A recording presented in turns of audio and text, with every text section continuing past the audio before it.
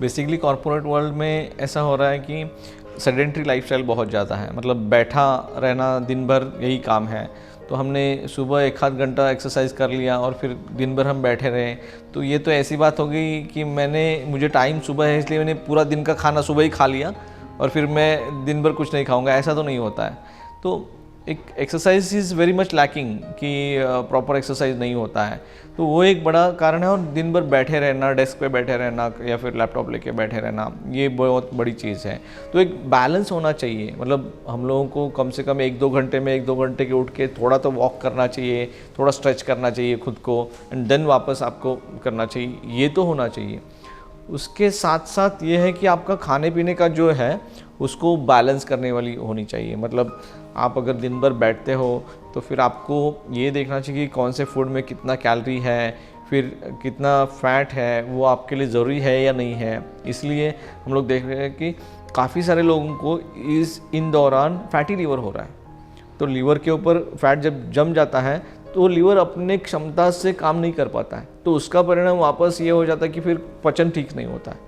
तो उसको हम लोग मेटाबॉलिक डिसऑर्डर कहते हैं, जब मेटाबॉलिज्म ठीक नहीं होता। तो diabetes is a metabolic disorder. तो ये सारा चक्कर है, मतलब पहले तो एक्सरसाइज कम होना, या फिर पूरे दिन भर ना होना, ज़्यादा टाइम बैठे रहना, फिर खान पान में ऐसी गड़बड़ी होना कि जो नहीं खाना चाहिए वो खा लेना, फिर ऐसे करते करते थोड़ा जब चर्बी बढ़ जाता है। और बहुत सारे लोग ऐसी गलती करते हैं कि जब चर्बी 2 इंच बड़ी है पेट अपना, तभी उसका केयर नहीं करते हैं। जब वो 6 इंच पूरा बढ़ेगा तब जग जाते हैं, फिर अब मैं क्या करूं वगैरह, तो तब तो लेट हो जाता है, फिर उसको रिवर्स करना मुश्किल हो जाती है। तो इसलिए ये बहुत इंपॉर्टेंट है कि जब पेट की चर्बी थोड़ी सी बढ़ गई है ना, तभी आप उसका ख्याल करें और जल्दी से जल्दी उसको कम करें। तो उस हिसाब से आप अगर अपना खान पान रखेंगे, मतलब या तो आप अपना खाना पीना डिवाइड कर लो, थोड़ी थोड़ी क्वांटिटी में थोड़ा फ्रीक्वेंट खा लो, या फिर मेनू वाइज उसको अच्छे से आपका डिज़ाइन कर लो। मतलब एक एग्जांपल बोलता हूँ आपको, दही, काफ़ी सारे लोगों को ये बहुत लगता है कि दही में प्रोटीन होता है, दही में ये होता है, फला होता है, इसलिए हम लोग दही खाते हैं, योगर्ट खाते हैं। अब ये कितने लोगों का रीज़न सच है मुझे पता नहीं, लेकिन दही एक ऐसी चीज़ है ना, बहुत टेस्टी चीज़ है, तो ज़्यादातर लोगों को पसंद ही है। अब जब वो पसंद है तो ज़्यादातर लोग उसको खाना पसंद करते हैं, फिर उसमें अच्छी चीज़ें भी ढूंढते हैं। लेकिन जब अच्छी चीज़ें ढूंढते हैं तब उसमें से गलत चीज़ें नहीं ढूंढते हैं। दही बहुत ही वेट गेनिंग प्रोडक्ट है और चर्बी बढ़ाने वाली चीज़ है, तो आपका फैट वैसे ही बढ़ेगा, आपका वजन बढ़ेगा, और ये चीज़ और कॉम्प्लिकेट करता जाएगा जब आपका सेडेंट्री लाइफस्टाइल, बैठा काम है। जो आपको अगर समझो बहुत मेहनत का काम है, आप शारीरिक बहुत कष्ट कर रहे हो, तो बात अलग है, तो आप दही को पचा लोगे, वो जमेगा नहीं, फिर उसका फैट बढ़ेगा नहीं। आप उन लोगों को देखकर उसमें प्रोटीन है ये सोच के जो मेहनत कर रहे हैं वो खा रहे हैं, इसलिए आप भी प्रोटीन देख रहे हो, लेकिन वो आप मेहनत नहीं देख रहे हो। पहले के लोग जो खेती करते थे, वो काफ़ी सारे लोग खेतों में जाते थे, खुद काम करते थे, और इसलिए वो दही को पचा भी सकते थे। लेकिन आजकल ऐसा है नहीं। तो ये मैंने तो एक एग्जांपल बता दिया। ऐसे ही नॉनवेज का है कि काफ़ी सारे बैठे काम करने वाले लोगों को उसकी ज़रूरत नहीं है। फिर टेस्ट पर्पज़ के लिए अगर आपको कुछ भी खाना है तो उसका एक लिमिट होना चाहिए, नहीं, otherwise that will become a bad addiction, वो नहीं होना चाहिए। तो खाने पीने में यही सारी गड़बड़ी फिर वो चर्बी जमा करती है, फैट जमा करती है, और एक बार चर्बी जमा हो गई तो ये सब हार्मोनल इम्बैलेंस होने लगता है। फिर उसको एंडोक्राइनल डिसऑर्डर्स बोलते हैं। वो आपको हाइपोथैलेमस को काम ठीक से करने नहीं देता है, वो थायराइड को काम ठीक से नहीं करने देता है। उसकी वजह से लेडीज़ में स्पेशली ओवरीज काम ठीक से नहीं करती हैं, पॉलीसिस्टिक ओवरीज होती है, मतलब सिस्ट बन जाते हैं, पानी के गुब्बारे बन जाते हैं, तो उसकी वजह से उनमें पीरियड्स की तकलीफ़ें होने लगती हैं। वो इन टर्न ये सभी चीज़ें वेट गेन करती हैं। फिर मतलब एक चीज़ जो पहले से बाहरी चीज़ें हैं जिसकी वजह से वेट गेन कर रहा है, अब आप चाहे कुछ भी कर लो, आप कुछ उपवास भी कर लो, तब भी वो वेट आपका तुरंत कम नहीं होगा, क्योंकि वो अब चला गया सिर्फ वेट गेन नहीं, अब वो ओबेसिटी में चला गया, क्योंकि उन्होंने आपके हार्मोन्स को बिगाड़ दिया और अब वो एक बीमारी जैसे बन गया। ये चीज़ को आपको बहुत समझना बहुत ज़रूरी है। ओबेसिटी एक अलग बात है और वेट गेन अलग बात है।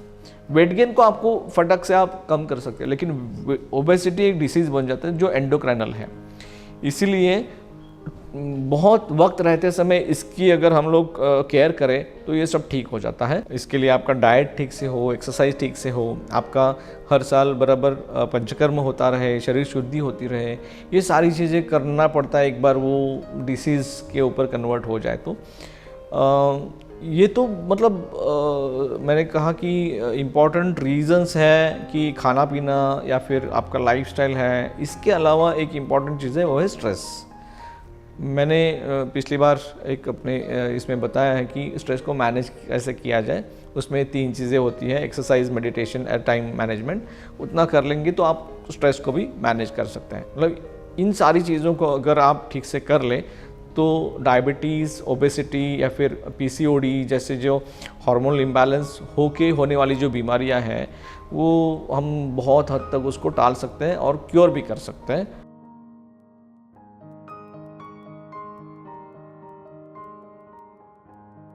ओवरऑल आयुर्वेद के हिसाब से देखें तो एक तो बहुत इम्पॉर्टेंट चीज़ ये हो जाती है कि आपको मेडिसिन का सपोर्ट रखना पड़ता है।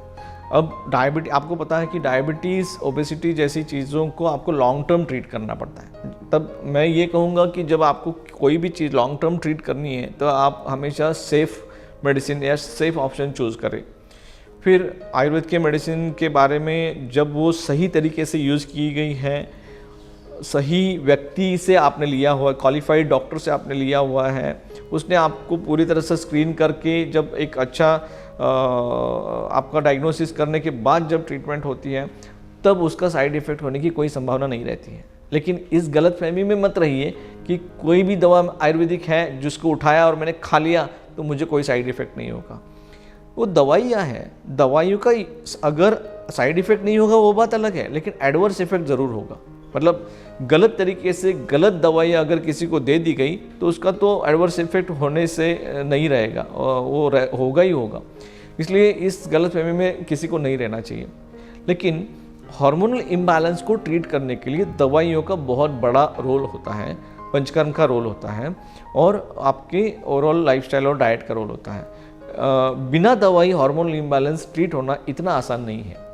तो मतलब मेरा कहने का मतलब ये है कि कोई ये कहे कि मैं सिर्फ एक्सरसाइज कर लूँगा या फिर मैं सिर्फ डाइट कर लूँगा या फिर सिर्फ मैं पंचकर्म कर लूँगा तो वो ट्रीट होने वाली नहीं है। उसको दवाइयों का बहुत इंपॉर्टेंट रोल वहाँ पे बन जाता है, वो आयुर्वेद का देन है। इसके बाद मतलब आपको तो जानते हैं कि कई सारे लोगों को ऐसा लगता है कि ये रिवर्स होगा कि नहीं होगा। कोई भी चीज़ जब आप इनिशियल स्टेज में आप उसको ट्रीट करते हैं तो 100% रिवर्स हो सकता है। अगर आपने काफ़ी टाइम उसमें निकाल दिया है, आपने कई सारे और ट्रीटमेंट कर लिए हैं, फिर आपको लगता है कि मैं अब आयुर्वेद ट्राई कर लूँगा।